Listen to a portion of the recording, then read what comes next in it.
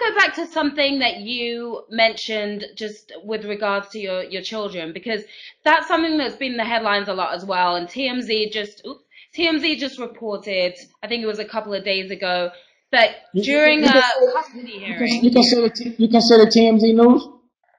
Well, that's what I want to ask you, because we want you to what I consider news. You know, I like to go straight to the source and hear it from them. But TMZ, this is my question. Do you believe TMZ when they speak? They get a lot of stuff right, but not everything. So you do believe TMZ? I wouldn't say I believe everything. I don't believe everything I read. Listen, right? So, if it's not, I believe a little bit about CNN, the New York Times, the Wall Street Journal. But when it's coming from TMZ, or when it's coming from some stupid blog, or if it's coming, it's hard to even, take that for face value. But, what did they say? We need to ask you for they put out a story and they said that you got very upset because apparently the judge has ordered you to not smoke weed for 24 hours before you see your kids. Does that add up that I would get upset because a judge tells me not to smoke 24 hours before I see my children? Does that make sense for an intellectual man like myself? I would hope not. All right. So what else? Next question. The judge did say that. So you're saying the way they described it is that you were almost dragged out of the courtroom because you went off on the judge. What really happened? Yeah. I was almost dragged out the courtroom. What does almost dragged out of anywhere look like? Huh? That's the exact verbiage that they use. That's what they use. That doesn't make sense. What the judge said was that I have to go through 8 weeks of supervised visitation and 6 sessions of therapy with my daughter.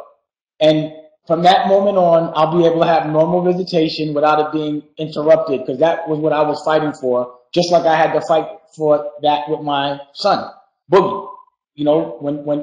Unfortunately, when emotions get involved, women tend sometimes to use the kids to hurt the men.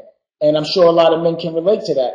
So think about what kind of woman's going to get on a stand and say that they smoked weed in front of their children. It doesn't make sense. That that you have to be really angry to go out and do all of that. So she said all of that on the stand. That didn't happen. Is that what she said? Yeah, she said a lot. You know what I mean? I couldn't believe all the stuff she said. So, I felt like the judge. Why do you think she said this? Why? Why did she say that? You got to look. I'm in two different courts. You know what I'm saying? I'm in a civil court with Rachel because, she's the manager of a company that we own, and she was taking my money and spending it on other stuff. And, she was leveraging me with the kids. So I was like, every time I try to fix something in the business, she wouldn't let me see my kids.